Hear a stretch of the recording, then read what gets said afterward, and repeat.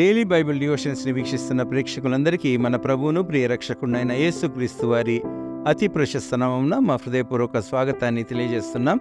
మన church of South India diocese of Medak holy trinity church Bolarum సమర్పిస్తున్న అనుదిన వాక్య ధ్యానాల్లో యోబు గ్రంథం 24 నుండి 28 అధ్యాయాల వరకు ఉన్న సారాంశాన్ని మన ప్రియులు పెద్దలు శ్రీమతి జె పద్మలలిత జనార్దన్ గారు ఈరోజు మనకు తెలియజేస్తూ ఉన్నారు. సందేశానికి ముందు ఈ భక్తి గీతాన్ని విందాం.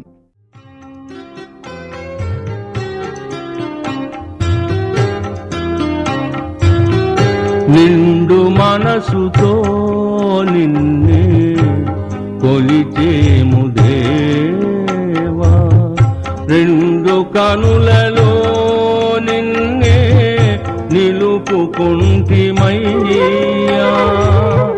పండు వెన్నెలే మాకు నీ కరుణ కాంతి, నిండు మనసుతో నిన్నే కొలిచేము దేవా.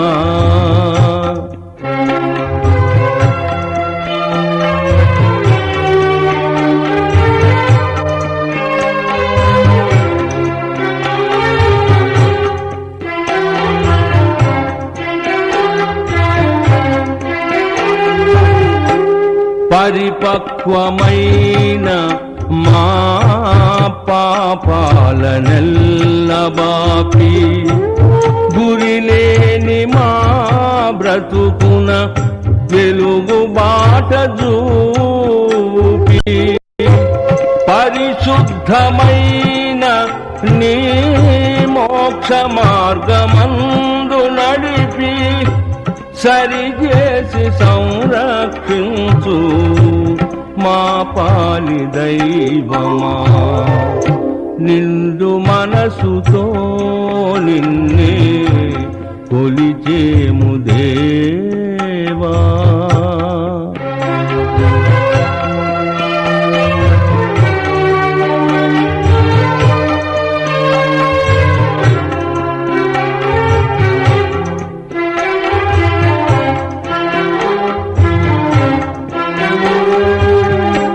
మీ నీతి వాక్యములనే పాటింతుమయ్యా,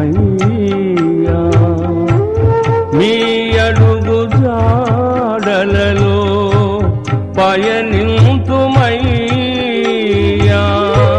మీ ఘనతనే జగతిని కీర్తింతుమయ్యా, మీ చరణ దాసులమయ్యా, పాలించరావయ్యా. నిండు మనసుతో నిన్నే కొలిచేము దేవా, రెండు కనులలో నిన్నే నిలుపుకుంటిమయ్యా. పండు వెన్నెలే మాకు నీ కరుణ కాంతి, నిండు మనసుతో నిన్నే కొలిచేము దేవా.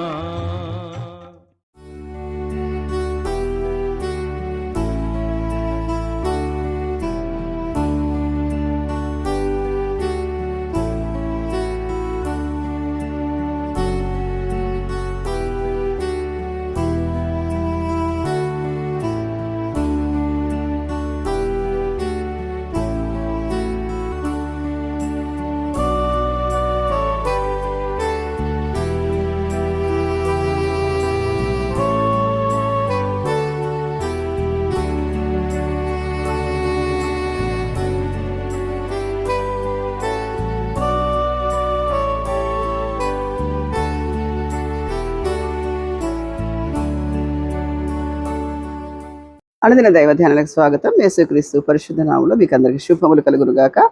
యోబు గ్రంథం ధారావాహికంగా వింటున్నాం. మొదటి 23 అధ్యాయాలు అయిపోయినాయి. 23వ అధ్యాయంలో యోబు ప్రత్యుత్తరం ఎవరికి? ఇంతకుముందు ఎవరు మాట్లాడారు? తేమానీయుడనే ఎలీఫజు నువ్వు నీతిమంతుడవా, నువ్వు యథార్థవంతుడవా అని ప్రశ్నించాడు. దానికి జవాబిచ్చాడు. 24వ అధ్యాయం. సర్వశక్తుడగువాడు నియామక కాలమందు ఎందుకు ఏర్పాటు చేయడు? ఆయనను ఎరిగి ఉన్నవారు ఆయన దినములకు ఎందుచేత చూడకున్నారు. సరిహద్దు రాళ్ళను తీసివేయవారు కలరు. వారు అక్రమం చేసి మందలను ఆక్రమించుకొని వాటిని మేపుదురు. తండ్రి లేని వారి గాడిదను తోలివేయుదురు. విధవరాలి ఎద్దును తాకట్టుగా తీసుకుందరు.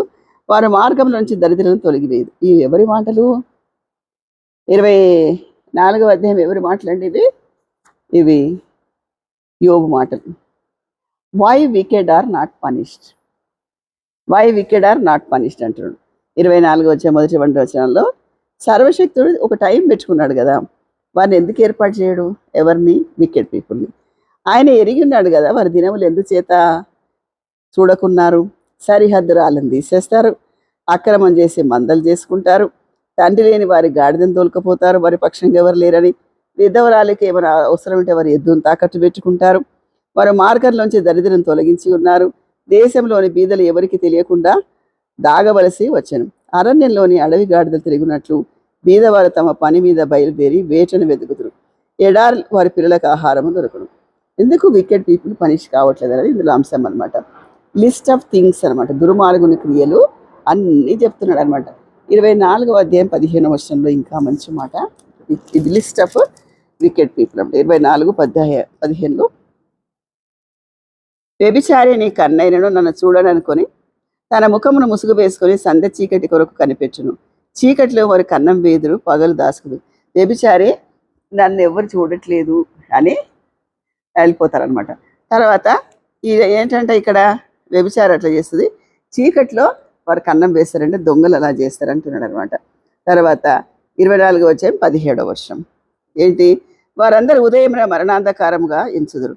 ఉదయాన్ని మరణాంధకారంగా ఎంచుతారనమాట. అంధకారమే అనుకుంటారు ఉదయం లేచి, కానీ ఇంకా చీకటి క్రియలు చేస్తూ ఉంటారు అనమాట.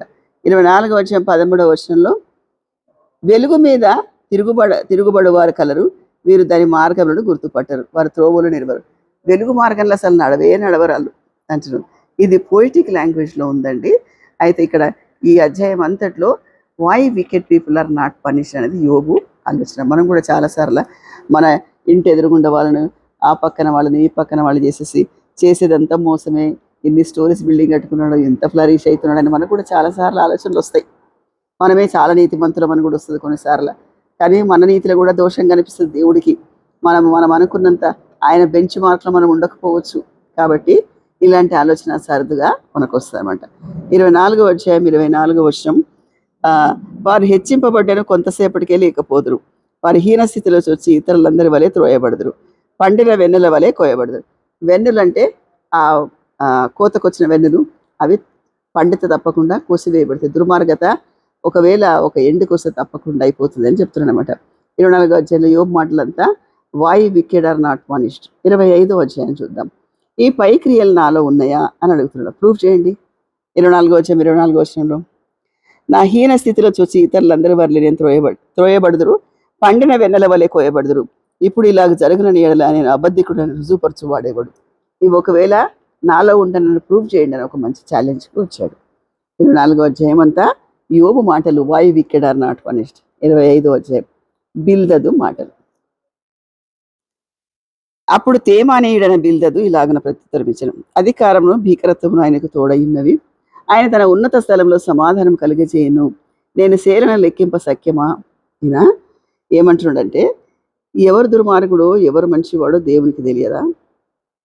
కాబట్టి ఇంటలెక్చువల్గా కనిపిస్తున్నాడు ఈ బిల్దదు. ముగ్గురు స్నేహితులను, గాడ్లీ పీపుల్ కొంతమంది, అయితే ఇంటలెక్చువల్ పీపుల్ కొంతమంది. 25:4లో చూడండి ఏమంటున్నాడు? నరుడు దేవుని దృష్టికి నీతిమంతుడు ఎట్లా కాగలడు? నరుడు ఎప్పుడైనా దేవుని దృష్టికి నీతిమంతుడా? ఆయన పుట్టుకనే పాపంతో వచ్చింది అంటాడు అనమాట. స్త్రీకి పుట్టినవాడు ఆయన దృష్టికి ఎట్లు శుద్ధుడగును? స్త్రీకి పుట్టినవాడు ఎప్పుడైనా, అందుకే దావీదు అంటాడు కదా, నా తల్లి నన్ను పాపంలోనే గర్భం ధరించింది, పాపంలోనే కన్నదంటాడు, నేను పాపంలోనే పుట్టినవాడు అని అంటాడు. కాబట్టి ఈ మాటలు అక్కడ ఎంఫసైజ్ చేస్తుంటారు అనమాట. ఏంటంటే కొంతకాలానికైనా ఏంటంటే మనుషులు సూర్యుడు ఉదయి చంద్రుడి కాంతి గలవాడు అనే మాట ఇందులో రాయబడుతుంటుంది. చక్కగా కామన్ మాట ఏంటిదంటే 25:4లో ఉండే మాట ఏంటంటే ఎప్పుడన్నా మనుషుడు దేవుని దృష్టికి మంచోడు కాగలడా అంటున్నాడు. 25లో చాలా తక్కువ వచనాలు ఉన్నాయి, చాలా చిన్న అధ్యాయం ఇది. ఇక్కడ చంద్రునికి కాంతి గలదు అని కూడా చెప్పుకొస్తూ ఉంటాడు అనమాట. చూడండి ఇక్కడ ఆయన దృష్టికి చంద్రుడు కాంతి గలవాడు కాడు. ఇది సైంటిఫిక్ ప్రూఫ్ అండి. ఎప్పుడో కొన్ని తరాల ముందు యోబు ఈ గ్రంథంలో రాసి చంద్రుడికి కాంతి లేదు, సూర్యుడి కాంతి ద్వారానే ఆయన ప్రకాశిస్తాడనే మాట తెలియజేస్తాడనమాట. దేవుని నీతిని వేరు, మన నీతి వేరు. ఎప్పుడు కాలము యోధు, ఎప్పుడు కాలము మాటలు ఇవి. ఈ గ్రంథంలో సైన్స్ చాలా బాగుందండి. స్త్రీకి పుట్టినవాడు అంటే రోమిలకు రాసిన పత్రికలో ఉంటుంది. ఎవ్వరు కూడా పరిశుద్ధులు గారనే మాట. అందరూ పాపం చేసి ఉన్నారు, దేవుడు అందించేది. చదువుకుందామా? రోమా పత్రిక 3వ అధ్యాయం 24వ వచనం. రోమీలకు రాసిన పత్రిక 3వ అధ్యాయం 24వ వచనం. క్రీస్తునందరి విమోచన ద్వారా ఉచితంగా నీతిమంతులను తీర్చబడుతున్నారు. మనము నీతిమంతులుగా తీర్చబడుతున్నాం, అంతేగాని మనం నీతిమంతులం కాదని చెప్తున్నాడు అనమాట. 25వ అధ్యాయం చాలా చిన్నది, 5 వచనాలే ఉన్నాయి. చాలా చక్కగా ఎవరు దుర్మార్గుడో దేవునికి తెలుసు, కాబట్టి స్త్రీకి పుట్టిన వాడు ఎవరన్నా పరిశుద్ధులుగా ఉంటారా అని ఈయన ఒక కౌంటర్ ఇస్తున్నాడు అనమాట. తర్వాత 26వ అధ్యాయం యోబు దేవుని యొక్క గొప్ప కార్యాలు వివరించాడు. 26వ అధ్యాయంలో అప్పుడు యోబు ఇలాగ ప్రత్యుత్తరం ఇచ్చాను. శక్తి లేని వానికి నీవెంత సహాయం చేస్తేవి, బలం లేని బాహుని ఎంత బాగుగా రక్షించితివి, జ్ఞానం లేని వానికి నీవెంత చక్కగా ఆలోచన చెప్తివి, సంగతిని ఎంత చక్కగా వివరించితివి. ఎవరితో అంటున్నాడు ఇవన్నీ? ఇవి తన కౌంటర్ ఇస్తున్నాడు అనమాట. ఎవరికి? దేవుని కార్యాలన్నిటి గురించి రాస్తూ చెప్తున్నాడు అనమాట. ఎంత మంచి ఆలోచన కలిగి మాట్లాడుతున్నాడని, కొంచెం కూడా వివరణకు కొద్ది కూడా ఆలస్యం చేయకుండా. నువ్వు చాలా ఇంటెలెక్చువల్ కానీ బుద్ధిహీనులాగా మాట్లాడుతున్నావు. నీ మాటలు ఏం ప్రయోజనము? 26 నుంచి 6 నుంచి 4 వరకు అండి, 6 నుంచి 14 వరకు. ఆయన దృష్టికి పాతాళం తెరవబడినది, నాశనకూపం బట్టబయలుగా ఉన్నది, శూన్య మండలం పైన ఉత్తర దిక్కున ఆకాశ విశాలం. ఇది దేవుని కార్యాలన్నీ కూడా వివరిస్తున్నాడు. దేవుని అద్భుత కార్యాలు వివరించే వచనాలు ఇవి. తర్వాత 7వ వచనం శూన్య మండలం పైన ఉత్తర దిక్కున ఆకాశ విశాలంలో ఆయన పరిచయం. దేవుడు ఆకాశాన్ని పరిచినట్టుగా రాసింది. 104వ కీర్తనలు ఉంటుంది. అక్కడ ఆయన ఏంటిదంటే, యెహోవా అధిక ఘనత వహించిన వాడవు, మహత్యమును ప్రభావం కలిగిన దేవా, వస్త్రం వలె వెలుగును కప్పుకొని ఉన్నవాడా, తెరను పరిచినట్టు ఆకాశ విస్తారాన్ని పరిచిన వాడా అని రాయబడి ఉంటుంది. చాలా చక్కటి మాటలు. ఇక్కడ ఆకాశాన్ని పరిచాడంట. తర్వాత ఇక్కడ ఏం చేస్తుండంటే, యోబు గ్రంథంలో భూమిని, ఆకాశాన్ని, నక్షత్రాలని అన్నిటి గురించి చాలా వివరాలు రాసుకుని చుట్టాడు అనమాట. 26వ అధ్యాయంలో ఆయన హస్తం ఎలాంటిది, ఆయన గర్జన ఎలాంటిదని, ఆయన కార్యాల గురించి, గొప్పతనాన్ని గురించి వివరించాడు. 27వ అధ్యాయం ఇందులో యోబు ఫైనల్ స్పీచ్ అండి. ఫ్రస్ట్రేషన్లో దేవునికి విరోధ అయ్యాడు, నాస్తికత్వము వచ్చేసింది అని ఫ్రెండ్స్ అనుకుంటున్న సమయంలో మాట్లాడిన మాటలు. యోబును ఇంకను ఉపమాన రీతిగా ఇట్లనెను, నా ఊపిరి ఇంకను నాలో పూర్ణంగా ఉండుటను బట్టి, దేవుని శక్తి ఆత్మ నా నాసికారంధ్రాలు ఉండుటను బట్టి, నా న్యాయమును పోగొట్టిన దేవుని జీవము తోడు, నా ప్రాణమును వ్యాకులపరిచిన సర్వశక్తిని తోడు, నిశ్చయముగా నా పెదవులు అబద్ధం పలుకుటలేదు. చూడు, దేవుడు ఎలాంటి వాడు అనే మాట ఇక్కడ చెప్తుండ అనమాట. ఎలాంటి వాడంట, నా ఊపిరి ఇంకా పోలే, పూర్తిగా కొంచెం ఉంది ఇంకా. దేవుని ఆత్మ నా నాసికారంధ్రలు. అయితే దేవుడు నేలమట్టిని తీసుకొని తన పోలికలో మానవుని చేసి ఏం చేశాడు, ఆయన నాసికారంధ్రాల గుండా జీవవాయువు ఊదగా నరుడు జీవాత్మాయను అనే మాట ఇక్కడ తెలుస్తుంది. నాలో జీవం ఉంది కాబట్టి బ్రతికున్నా, ఆత్మ నాసికారంధ్రాలు ఉన్నది కాబట్టి నేను బ్రతికున్నా. నా న్యాయం పోగొట్టిన జీవం తోడు నా ప్రాణమును వ్యాకులపరిచిండు దేవుడు కాబట్టి ఆయనతోనే నేను మాట్లాడుతున్నా. ఆయనతో అబద్ధాలు ఆడతానా నేను? మీరు చెప్పింది న్యాయమని నేను ఏమాత్రం ఒప్పుకొనను, మరణ మగు వరకు నేను ఎంత మాత్రం యథార్థత విడవరు. ఇది కూడా చాలా మంచి కన్ఫర్మేషన్ అండి. ఇది మరణ మగు వరకు కూడా నేనేం చేస్తానంట, నేను తప్పకుండా నా యథార్థతను విడవను అంటుండు. 27వ అధ్యాయంలో 6వ వచనం చాలా ముఖ్యమైనది. తర్వాత ఇంకా 1 యోహాను పత్రిక 12 వచనాలు నా నీతిని విడవని అంటున్నాడు. తర్వాత ఇంకోటి 1 యోహాను పత్రిక 3వ అధ్యాయం 1వ వచనంలో కూడా ఒక మాట దీనికి రెఫరెన్స్గా మనం తీసుకోవచ్చు. యోహాను 1 పత్రిక 1వ అధ్యాయము 3వ అధ్యాయం 1వ వచనం. మనము దేవుని పిల్లలమని పిలువబడినట్లు తండ్రి మనకు ఎట్టి ప్రేమ అనుగ్రహించడం చూడుడి. మనము దేవుని పిల్లలమే. మనం దేవుని పిల్లలం కాబట్టి దేవుని మన ఎడల కృపను అనుగ్రహిస్తూ ఉన్నాడు అని చెప్తున్నాడు అనమాట. ఎక్కడికక్కడ ఆయన మంచి కన్ఫర్మేషన్ ఇస్తూ వస్తున్నాడు అనమాట. ఏంది, భక్తి మధ్యలో వస్తుంది, ఫ్రస్ట్రేషన్ కూడా వస్తుంది. అట్లనే 27వ అధ్యాయం 5వ వచనంలో మీరు చెప్పినది న్యాయమని నేను ఎంత మాత్రం ఒప్పుకోను అంటున్నాడు అనమాట. తర్వాత ఈ మొదటి 12 వచనాల్లో దేవునితో సహవాసం కలిగి ఉంటాను నేను అని చెప్పుకుంటూ వచ్చాడండి. 26వ అధ్యాయంలో బిల్దదు మాటలు, 26వ అధ్యాయంలో యోబు ప్రత్యుత్తరము, 27వ అధ్యాయంలో కూడా యోబు మాటలు, యోబు ఫ్రస్ట్రేషన్లో ఉండి మాట్లాడే మాటలు చెప్తూ అక్కడక్కడ తన భక్తి భావాన్ని కూడా తెలియపరుస్తున్నాడు. 28వ అధ్యాయం చాలా మంచి అధ్యాయం అండి.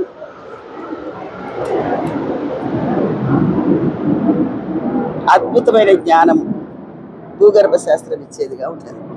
యోబు గ్రంథం 28వ అధ్యాయం అద్భుతమైన భూగర్భ శాస్త్రం జియాలజీ అంతా ఉంది. 28వ అధ్యాయం 1-2 వచనాలు చూద్దాం.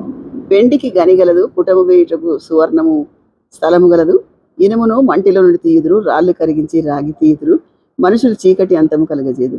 వెండికి గనిగలదు అని ఎప్పుడో భూగర్భంలో ఉన్న వాటన్నిటి గురించి ప్రస్తావించండి. ఇంత జ్ఞానం ఎక్కడిది? యెహోవా యందు భయభక్తులు కలిగిన వాడికి జ్ఞానమే ఉంటుందని సెలవిస్తుంది సామెతల గ్రంథం. అద్భుతమైన జ్ఞానం జియాలజీ అని చెప్తున్నాడు. భూమి కింద ఏమి దొరుకుతాయి? 28:4-5. జనులు తిరుగు స్థలంలో చాలా దేవుడుగా మనుషులు సొరంగాలు తవ్వుతారు. సొరంగాలు తవ్వి బంగారం తీస్తారు, వెండి తీస్తారని, బొగ్గు తీస్తారు. ఇలాంటివన్నీ చెప్పుకుంటూ వస్తున్నాడు అనమాట. 28:4-5 ఎలా డిస్కవర్ చేశాడు? ఆత్మజ్ఞానంతో మాట్లాడుతున్నాడు.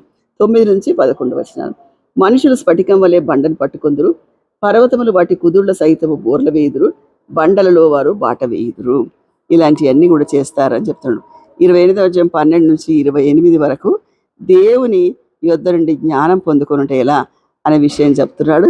వాల్యూ ఆఫ్ డివైన్ నాలెడ్జ్ అని కూడా చెప్తున్నాడు అనమాట.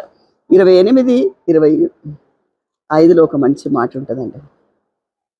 గాలికి ఇంత బరువు ఉండవలనేది ఆయన నియమించినాడు. గాలి కూడా వెయిట్ ఉంటుందని చెప్పాడు. ఇందులో సైన్స్ అండి, మొత్తం సైన్స్కి కావలసిన సూచిక అన్నమాట. ఇండెక్స్ అంతా కూడా ఇక్కడ రాయబడింది. గాలి గురించి, మేఘాల గురించి, నాసిక గురించి, తర్వాత వెండి గనుల గురించి రాయబడింది. ఇదంతా దేవుని గొప్పతనాన్ని మాట్లాడుతూ వచ్చాడనమాట. కాబట్టి ఈ అధ్యాయంలో ఆయన శ్రమ ఉంది, ఆయన ఫ్రస్ట్రేషన్ ఉంది. యోబుకు చాలా సభ్యతగా సంస్కారంగా చెప్తున్నాడు. కొన్నిసార్లు శూలాల లాంటి మాటల్ని కూడా సహిస్తూ వచ్చినాడు. మన జీవన ప్రయాణంలో ఇలాంటివన్నీ వచ్చినప్పుడు యోబులాగా జీవించాలనేది ఇందులోని సందేశం. ఇది దేవుడు మన జీవితాలకు అప్లై చేసుకుందాం గాక.